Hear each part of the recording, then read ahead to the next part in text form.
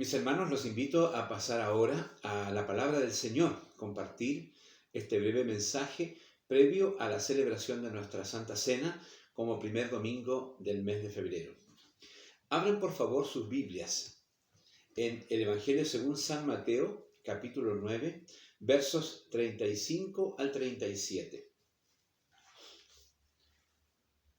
Mateo, capítulo 9, versos 35 al 37. Damos unos segunditos para que usted pueda tener esta palabra también en su mano. El título de estos textos es La mies es mucha. Dice así la palabra del Señor. Leemos y oramos. Recorría Jesús todas las ciudades y aldeas, enseñando en las sinagogas de ellos y predicando el evangelio del reino y sanando toda enfermedad y toda dolencia en el pueblo. Y al ver las multitudes, tuvo compasión de ellas, porque estaban desamparadas y dispersas, como ovejas que no tienen pastor. Entonces dijo a sus discípulos: a la verdad, la mies es mucha, mas los obreros pocos.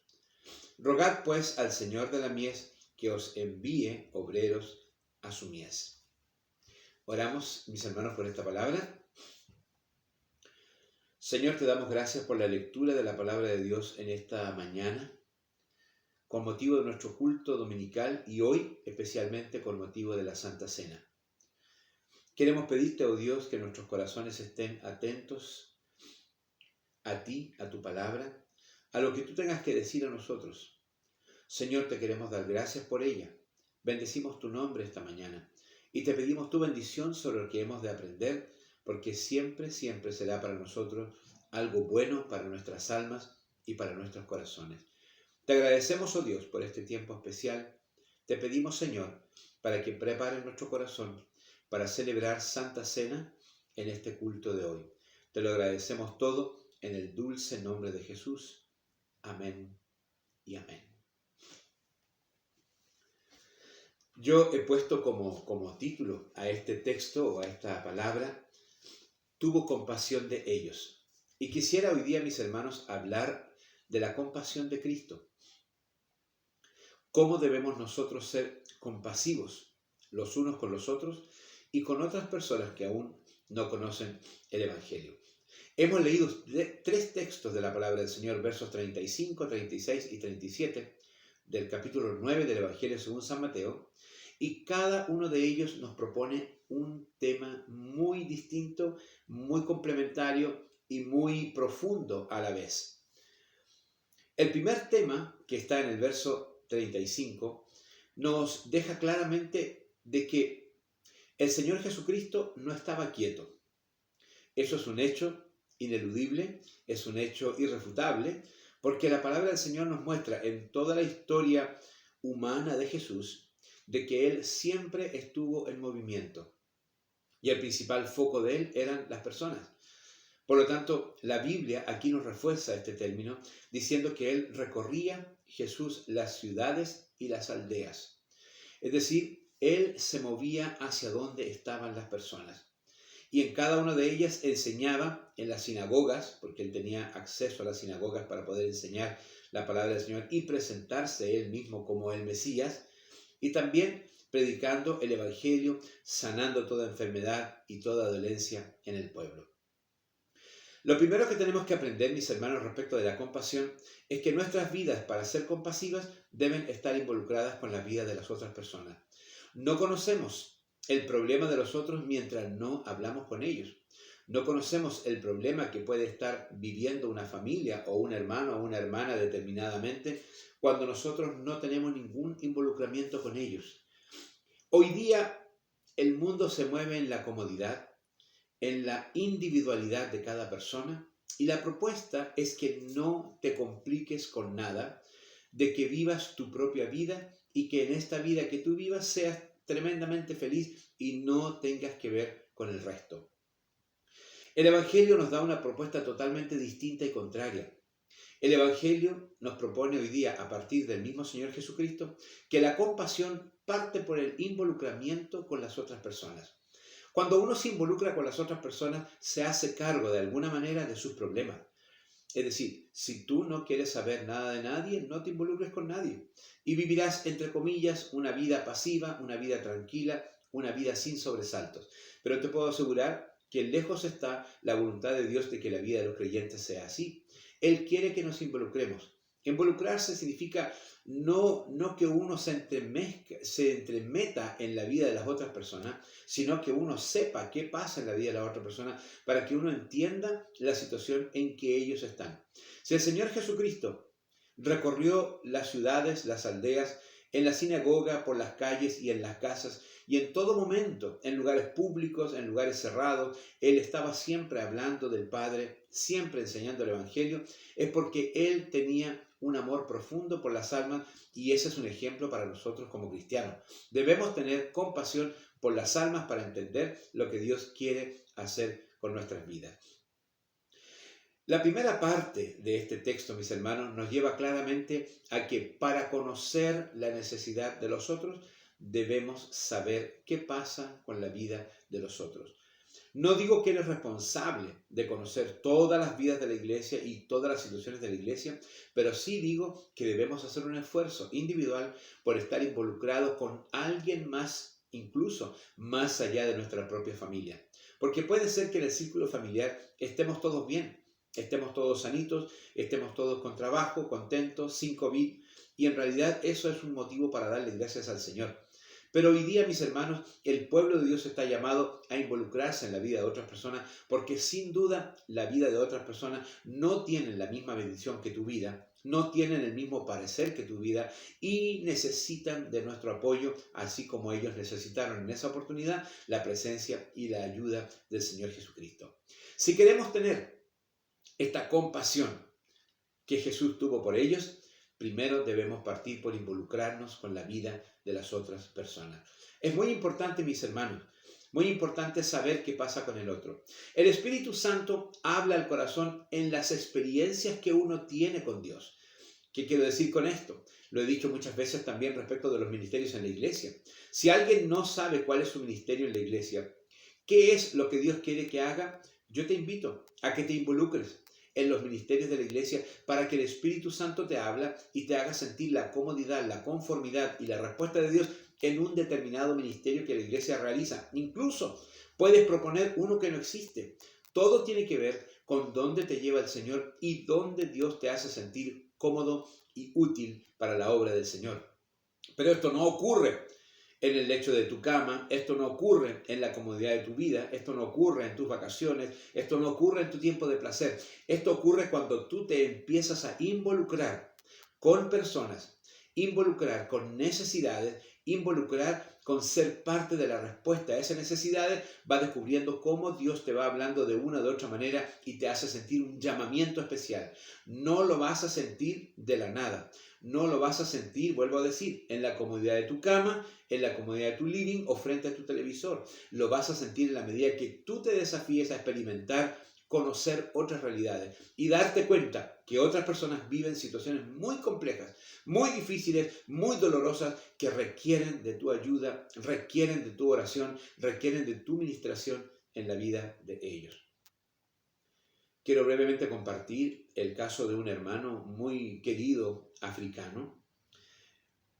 Su esposa recién, hacía 2 semanas, tuvo a su pequeño bebé llamado Ryan y ellos estaban felices con su hijo, felices. Yo también me gozaba con ellos porque es lindo que llegue un hijo a la familia. Tenían 2 hijas y ahora este era el varón. Lamentablemente el varón enfermó de algo que era operable y yo procuré ayudar.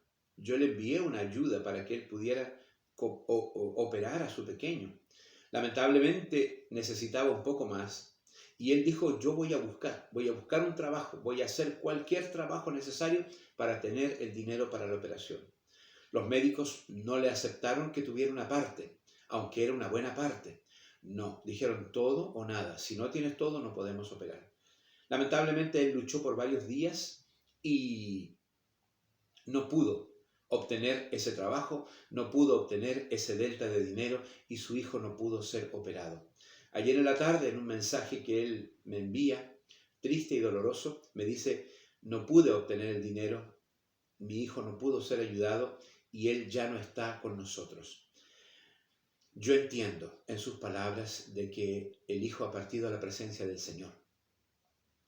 Doloroso, profundamente doloroso. Yo me duelo con ellos. Le envié mis palabras de apoyo, de consuelo en el Señor, pero es muy difícil para unos padres jóvenes que ellos consuelen su corazón ante el nacimiento de un hijo y que este hijo vaya a la presencia de Dios por no tener la atención necesaria. Es probable que si yo no lo conociera, no tendría ni conocimiento de su situación. No sería para mí una carga porque no tendría ese pensamiento. Pero Dios permitió que nos conociéramos, Dios permitió que nos hiciéramos amigos y que más encima compartamos la misma fe en Jesucristo. Dios permitió que las vidas se crucen y que uno sepa las alegrías y las tristezas. Y hoy día esa familia está viviendo un dolor muy grande por la pérdida de ese pequeño. Y esto ocurre, mis hermanos, porque uno conoce la realidad de otras personas. Jesucristo se involucró con las personas para conocer sus realidades, para cargar sobre él el pesar de esas realidades.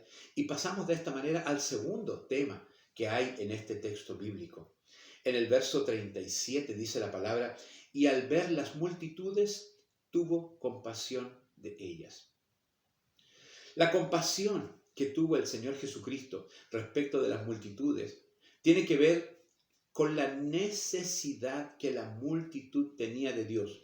La mirada que Jesús tenía de ellos no es la mirada que el hombre mismo tiene, no es la visión carnal de nuestros ojos, sino que es una visión espiritual de parte de Dios y que puede ser transferida a los hijos del Señor para que tengamos esa misma visión. Es muy interesante, mis hermanos, darse cuenta que Él tuvo un sentir por las personas de compasión que le movió a la misericordia. Él dijo que él veía a las personas, y lo dice el texto, porque estaban desamparadas y dispersas, como ovejas que no tienen un pastor.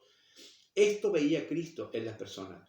Pero yo creo que la gente hoy día tiene la misma condición, como ovejas desamparadas y dispersas. La gente no lo sabe. Si tú le preguntas a cualquier persona, ¿te sientes desamparado? Te va a decir, no, tengo un trabajo, tengo una red, tengo una familia, estoy bien. Si le preguntas a cualquier persona, ¿te sientes dispersa, separada, alejada? No, tengo mi familia, tengo personas que me rodean, que me aprecian, que me quieren. Esta percepción espiritual de la dispersión, del abandono, de la separación, no se tiene con los ojos de los hombres. Es decir, no puedes tú evaluar a las otras personas por lo que tú ves en ellas. Por lo tanto, cuando Cristo dice que Él tuvo compasión de la gente, es porque Él veía a las personas con unos ojos espirituales especiales. Y estos ojos espirituales especiales deben tenerlo también los hijos de Dios. No podemos guiarnos por las apariencias. Hoy día el necesitado no es necesariamente el que necesita salud, el que necesita dinero, el que necesita trabajo. Hoy día el necesitado es aquel que se siente solo en su corazón, pero no lo sabe. No lo reconoce. Es decir, el mundo se encarga de decirle que está bien, de que tiene todo, por lo tanto no puede quejarse. Pero en lo profundo de su corazón, toda persona que no tiene a Cristo es alguien que va a sufrir permanentemente de esta soledad, de esta separación, de esta dispersión, de este abandono que la palabra de Dios habla. Y los creyentes tenemos que tener esa misma visión. Los creyentes tenemos que ver exactamente lo mismo que el Señor Jesucristo vio. Quiero llevarte a un texto conocido de la palabra que nos ilustra cómo ve el Señor, qué hace Él respecto de su manera de sentir compasión por las personas. Por favor, hable conmigo en el libro de Filipenses, en el capítulo 2. Filipenses, capítulo 2. Del 5 al 11, un texto conocido. Dice así la palabra del Señor. Haya pues en vosotros este sentir que hubo también en Cristo Jesús. La Biblia nos invita a que todo lo que el Señor Jesús experimentó estando en la tierra es algo que el creyente debe experimentar, es algo que el creyente debe sentir y que debe hacer. Porque la Biblia nos dice, haya pues, no está diciendo ojalá tuvieras, ojalá te animes, ojalá se te ocurra. No, dice haya. Es un verbo imperativo para que nosotros tengamos el sentir que hubo en Cristo Jesús. Y en este sentir sigue diciendo la palabra, el cual, siendo en forma de Dios, no estimó el ser igual a Dios como cosa a que aferrarse, sino que se despojó a sí mismo, tomando forma de siervo, hecho semejante a los hombres,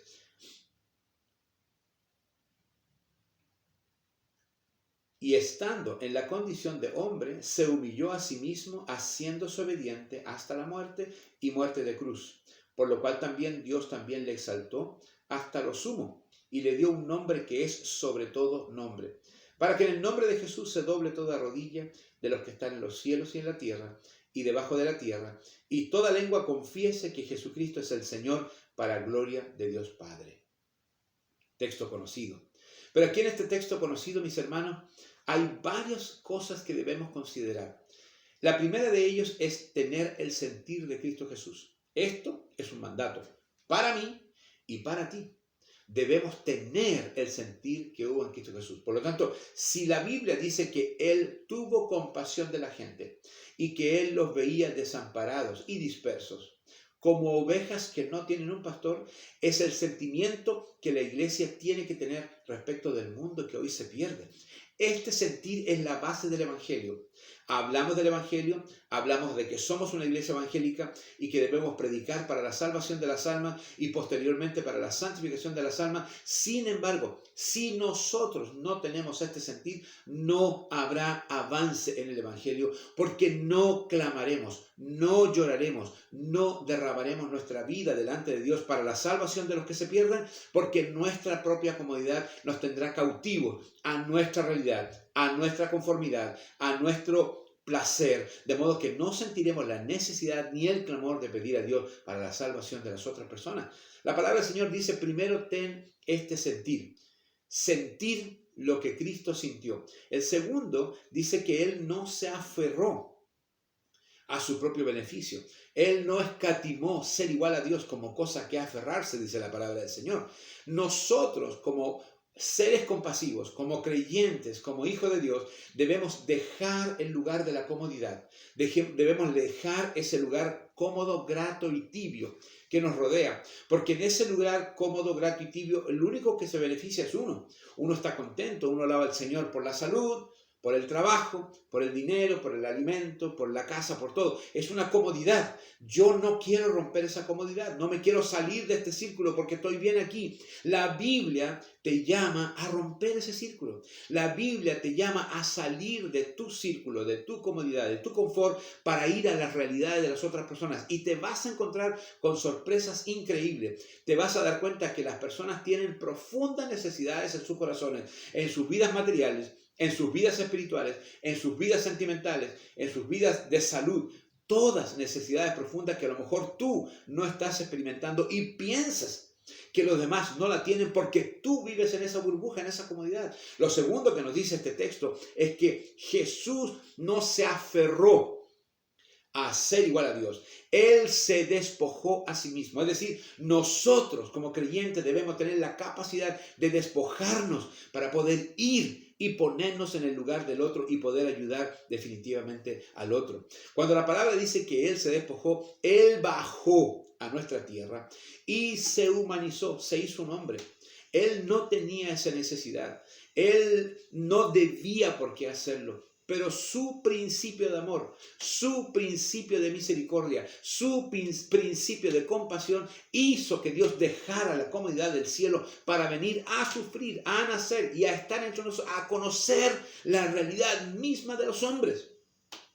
Esto nos habla fuertemente, mis hermanos, que debemos ponernos en el lugar del que está necesitado. Debemos ponernos en el lugar del que está necesitado. Y al ponernos en el lugar del que está necesitado, te puedo asegurar que vas a sentir en tu corazón un profundo dolor, una profunda tristeza, porque no sabrás cómo resolverlo, no sabrás cómo ayudar, no sabrás cómo bendecir a otro. Pero Dios te pone allí porque tú eres respuesta para esa bendición, tú eres respuesta para esa oración, tú eres respuesta para esa palabra, tú eres respuesta para ese consejo. Solo ponte en el lugar del otro y date cuenta de que tú eres parte de la respuesta de Dios para la bendición de esa persona. Finalmente, este texto en el libro de Filipenses nos dice que el Señor Jesucristo se sometió al Padre y fue obediente hasta la muerte y la muerte de cruz.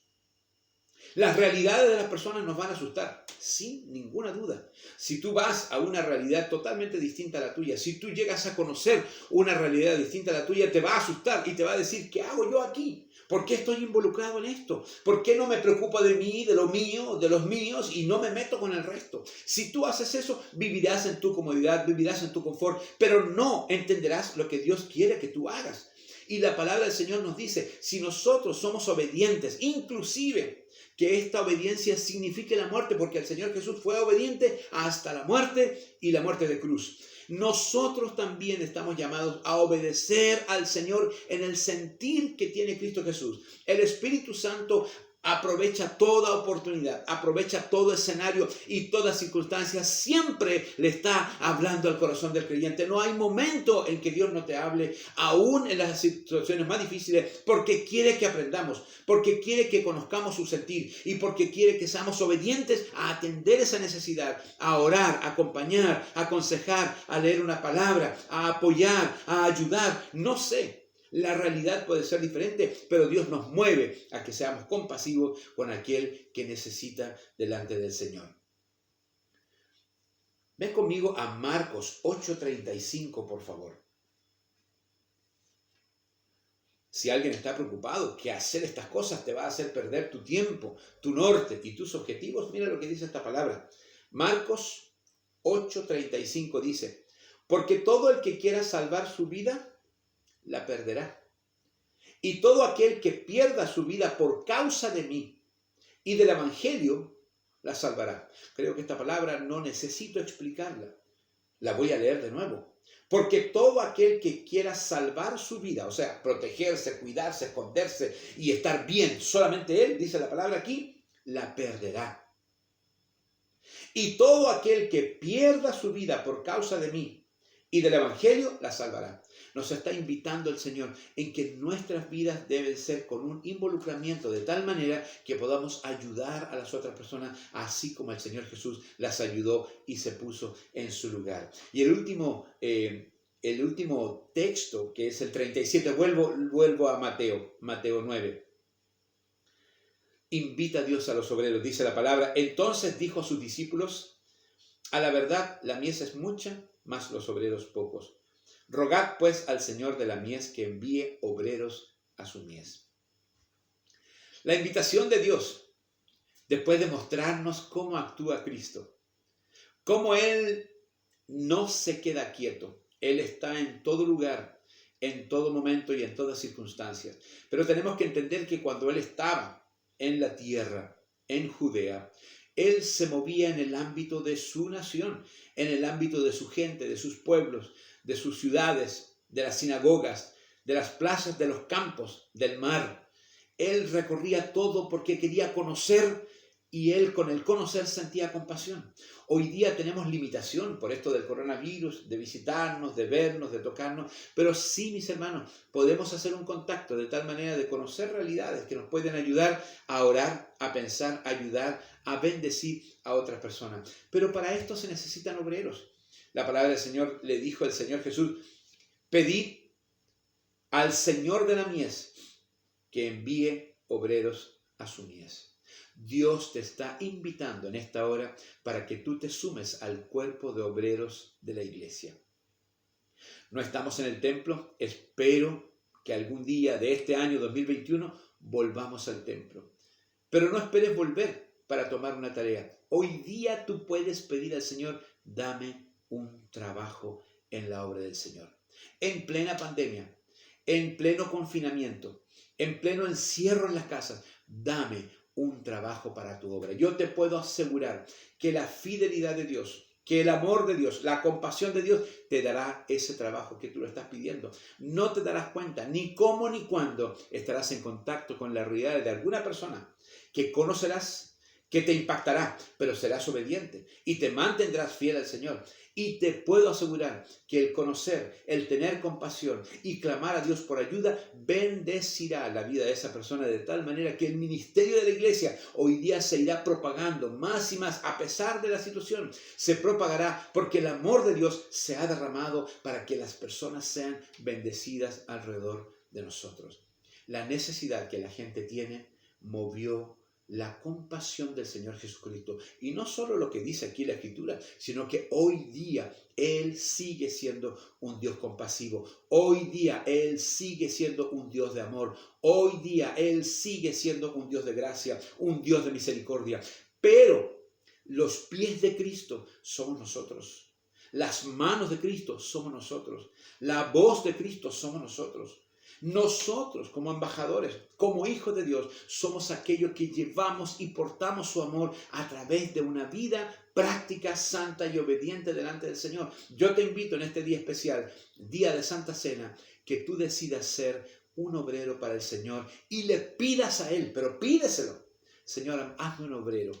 Yo quiero ser un obrero para poder trabajar en la mies del Señor. Y Dios te lo dará. Sin duda, tendrás una tarea, la desarrollarás, te hará profundamente feliz. Puede ser que sientas que pierdes tu vida y tu confort, pero la ganarás para Dios porque estarás entregando tu vida al Evangelio y a Jesucristo conforme a la palabra del Señor. Te invito, mi hermano, mi hermana, a sentir esto que tuvo el Señor Jesús. Compasión, involucramiento, conocimiento, compasión y llamamiento para poder servir a Dios como su obrero. Oramos al Señor. Señor, gracias por la palabra que hemos compartido en esta mañana. El Espíritu Santo ordena las ideas. El Espíritu Santo da el énfasis donde tiene que estar, pone acento donde debe estar el acento y ayuda a nuestras vidas en todo lo que tenemos que hacer. En esta hora, buen Dios de los cielos, yo te clamo en el nombre precioso de Jesús, que tú bendigas la palabra que hemos compartido. Y también, oh Dios, nos preparamos ahora para compartir la Santa Cena con los hermanos de la iglesia. Señor, bendice la Santa Cena, santifícala, oh Dios, y permite que sea un momento grato, especial y agradable en la hermandad, para que todos podamos sentir tu presencia y la gratitud delante de ti sea sincera, sea pura, sea verdadera y podamos agradarte a ti, oh Dios, en la celebración de esta Santa Cena. Bendecimos tu nombre y damos gracias por la palabra el día de hoy en el dulce y precioso nombre de Jesús. Amén y amén. Hermanos, que el Señor les bendiga. Vamos ahora a compartir Santa Cena. Yo espero que tú hayas preparado los elementos para poder compartir esta Santa Cena hoy día.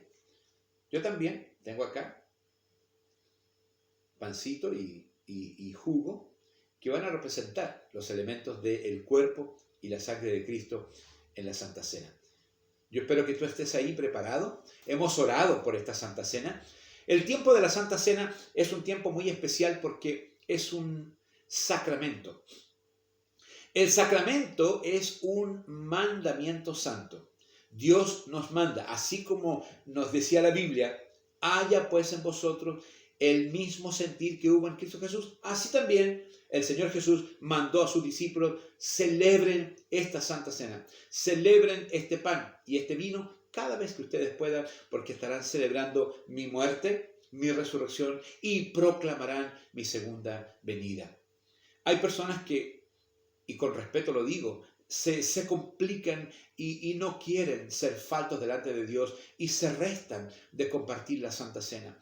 Yo creo, mis hermanos, que en vez de mantener una actitud de restarse, porque nuestra condición no es ideal delante de Dios, es mejor ponerse de rodillas y decir, Señor, quiero que santifiques este momento. Santifica esta Santa Cena porque la quiero celebrar. La quiero celebrar con la hermandad de la iglesia, la quiero celebrar con el pastor de la iglesia y no quiero tener un problema. Yo quiero bendecir, quiero que santifique mi vida. Revisa tu vida, Señor, limpia mi corazón. Purifica mi pensamiento. Purifica, oh Dios, mi sentir hacia la hermandad. Multiplica, Señor, mi compasión hacia la hermandad. Hazme sentir de tal manera que el compartir esta Santa Cena sea grata para ti y de profundo sentimiento para mí también. La Santa Cena es una fiesta para todos los discípulos del Señor. Todos aquellos que han abandonado su vida pasada, que han dicho a Cristo, yo quiero que tú seas mi Señor y Salvador, y cuyos pecados han sido perdonados, lavados en la sangre de Cristo, perdonados por el Señor, y que hoy caminamos con el Señor, somos discípulos, estamos invitados a celebrar esta Santa Cena. Esta Santa Cena es la celebración del cuerpo quebrantado del Señor Jesucristo y la celebración de la sangre derramada del Señor Jesucristo.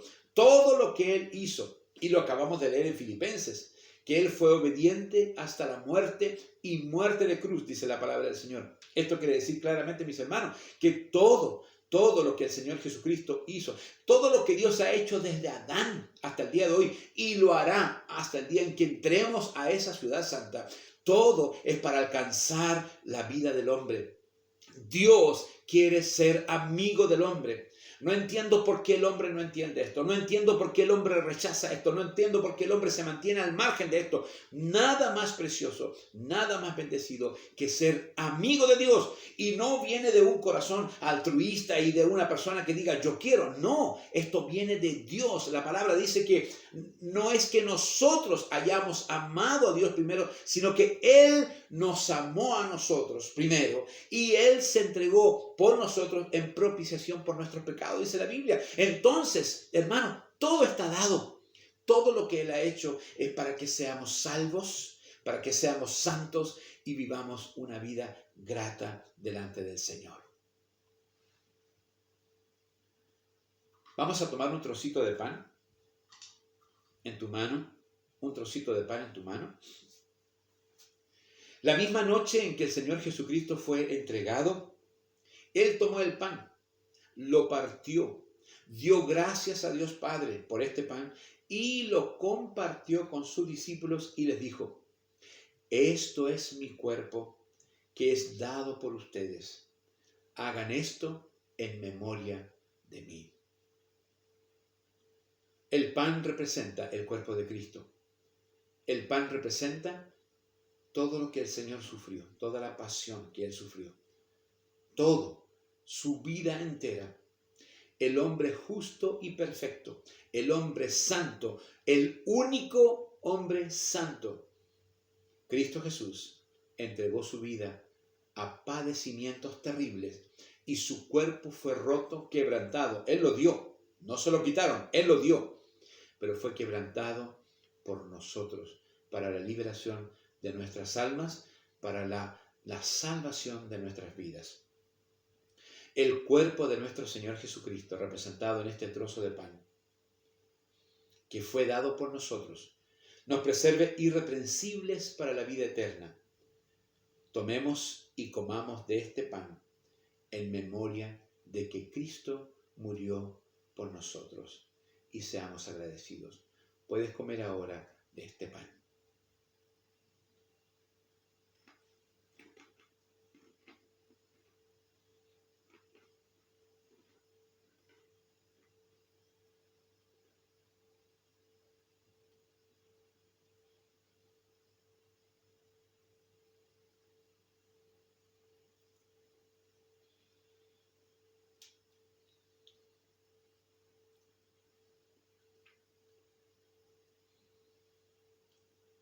Gracias, Señor, por el pan que hoy día compartimos. Gracias, Señor, porque este pan representa tu cuerpo, entregado, flagelado, quebrantado, roto, profundamente quebrantado para la salvación de nuestras almas.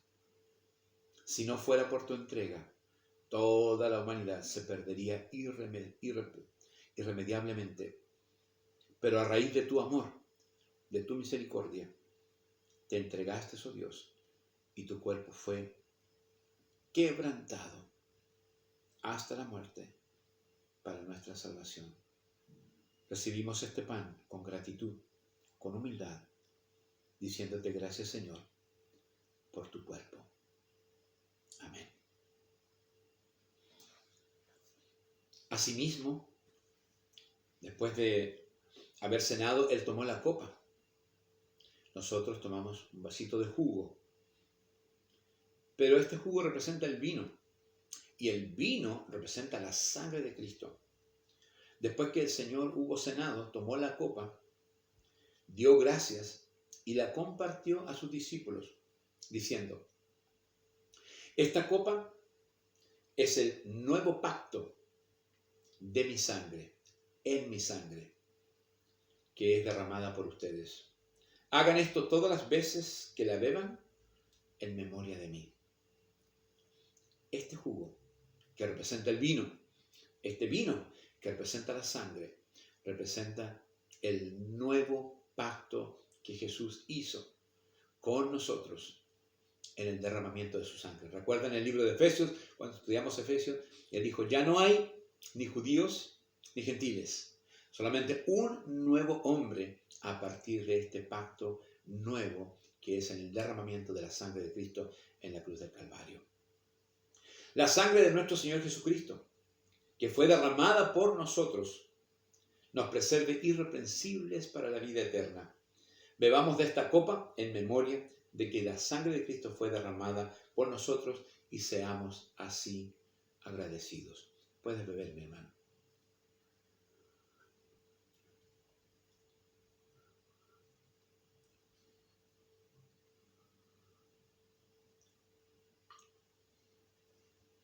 Gracias, Señor, por tu sangre, preciosa sangre. Cada gota derramada en esa cruz, cada gota vaciada de tu cuerpo, oh Dios, incluso en el Getsemaní, que la palabra dice que la transpiración caía de tu rostro como grandes gotas de sangre.